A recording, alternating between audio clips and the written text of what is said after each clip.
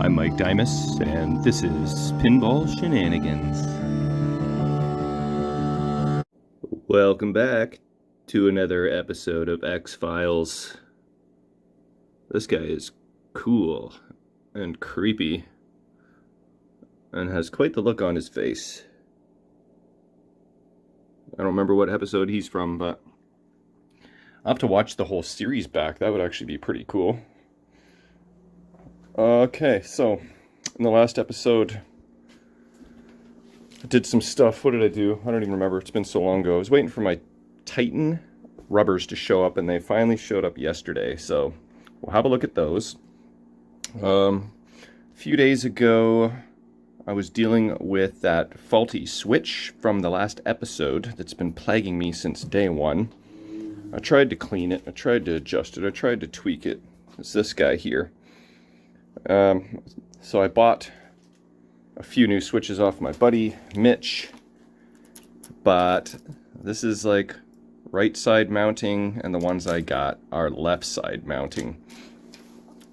So I decided that I would actually try to remove the micro switch body from this plastic and just flip the switch over.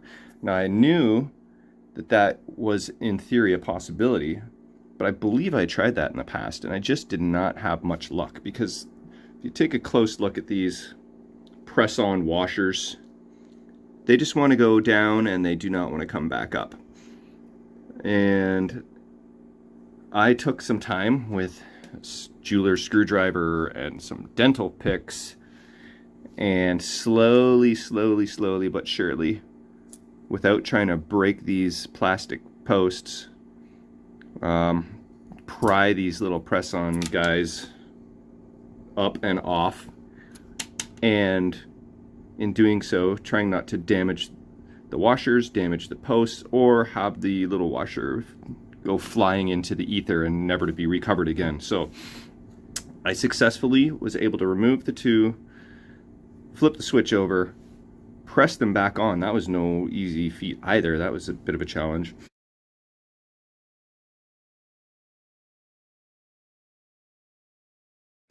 And yeah, so I didn't have to go buy a new switch. I switched the orientation, installed the new switch, and now it is perfect. I installed it, but then it wasn't high enough. So I uninstalled it yet again for like the 5th time. And finally, the switch is resolved. So that is done. Now that I have my rubbers, this is the old switch right here. This is a new guy.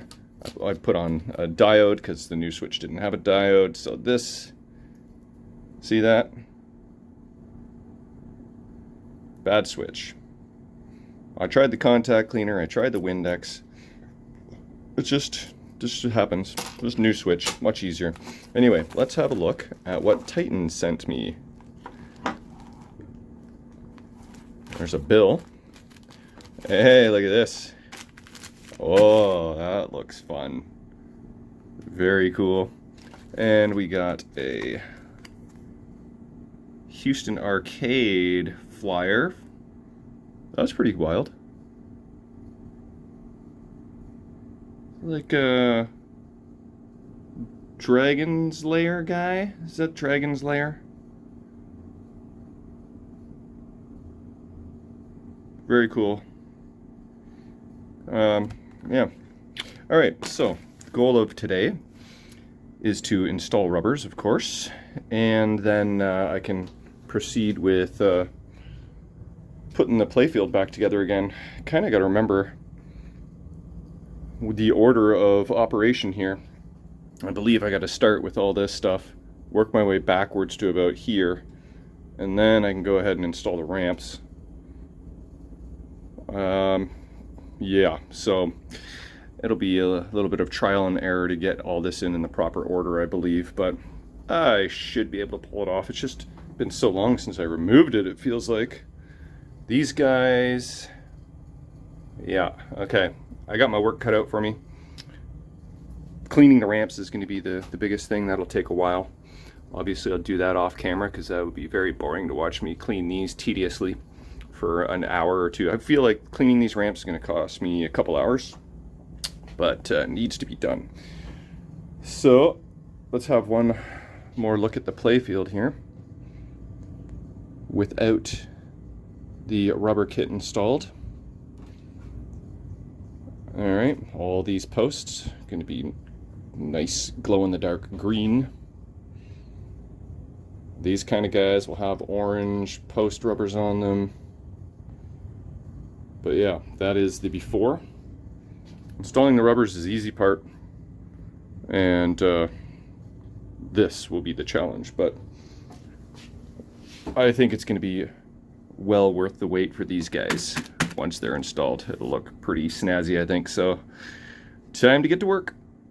Okay, I'm just getting started here, and I noticed that these skinny posts, see how thick they are on one side? And then they're thin on the other side. They're basically tapered. And I don't know why they're tapered, but I don't really love that because there's less rubber to, you know, it could split easier. So my strategy is to put the thickest portion of the rubber on the bottom where the ball is going to be hitting. The ball's theory shouldn't be hitting up top, but not really sure why they're cylindrical like that or tapered, and don't exactly love it, but keep plugging away. Okay, upon closer examination, the posts that I'm removing are actually tapered. I never knew it. I always thought they were, you know, just your standard posts, but it's kind of hard to tell. But they are in fact tapered. Oops. So, well, that explains that. I thought I'd share my little leverage strategy for these posts that have been on for 30 years that don't want to just come up easy. This is my strategy here. A couple screwdrivers. Use one to pry the other. Nice soft surface here so you don't damage the playfield. And voila, Bob's your uncle. Alright, I've got the rubbers installed, except for some orange ones that go on the plastics. I'll get around to that eventually, but I do have some extras, it appears. But that's okay, I have everything I needed. It was a kit on Titan that a customer had created, and I just gambled and grabbed it. And basically, all the rubbers were correct, except for one. But yeah, that's looking awesome. The posts look great. This is the one rubber that's incorrect. The manual just calls for rubber to go from here to here. And maybe a little post rubber that goes there, possibly. Yeah, I think so. Not one that goes all the way around like this, but I had to do that in order to make this fit. Otherwise, it wouldn't have worked. So I can live with that solution. And then we got all these orange guys up here. That looks good. Couple posts up there. We got the clear guys here. And then, yeah, all the stand-up posts. It looks really cool through the camera. Hey, let's turn off the machine now that these LEDs been juicing up these rubbers. See if they actually glow a little bit. Yeah, let's turn off the flash here. Turn off my light here. Yeah, there's some glowage going on. I don't really, you know, think the glowing effect will really come into play at all. It's cool. It was more for the green color that I went for these, but yeah, I'm loving how that looks. Okay, so time to figure out this 3D puzzle. All right, my table is looking a lot more empty than it was. Just got basically a couple slingshot plastics, this protector, airball protector for the filing cabinet, which I forgot to install, so I might have to remove some crap, possibly. Unless I can put that on top, but we'll see. I think I'm going to save the ramps for another day. And, you know, fixing this guy, adding some light to that guy, hopefully, and then my mods. That's all still to come. New apron cards eventually. But let's take a look at what it looks like so far with the plastics installed. I'd say I've been going at this for a pretty solid hour. You know, just one plastic at a time. Clean it, install it, take a look at my photos, make sure all the hardware goes in the right spots. So many posts and screws and nuts and but no washers. I made the executive decision to not reinstall all these dozens of baby washers. I just didn't feel it was necessary. Also made an executive decision that I'm probably not going to install these two general illumination spotlights that are designed to illuminate the filing cabinet. I think with all the LEDs in this machine, I don't think I need that extra illumination. And, you know, it's kind of a little bit tidier without those spotlights. So I'm probably not going to install them. But I like the orange little post rubbers, kind of on the orangey plastics. And then got green post rubbers over on this side. These pop bumper caps, I had to drill out the holes a little bigger for each of those because the LEDs are a little bigger than incandescent, so did that little modification. It wasn't a big deal.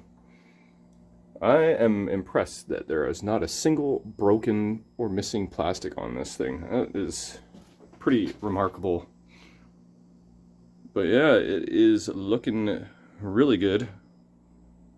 I brought my trough over to Kevin today, and he's going to, or actually already has, re-welded the broken weld on it, so the top of my trough, and I'll get that in the near future.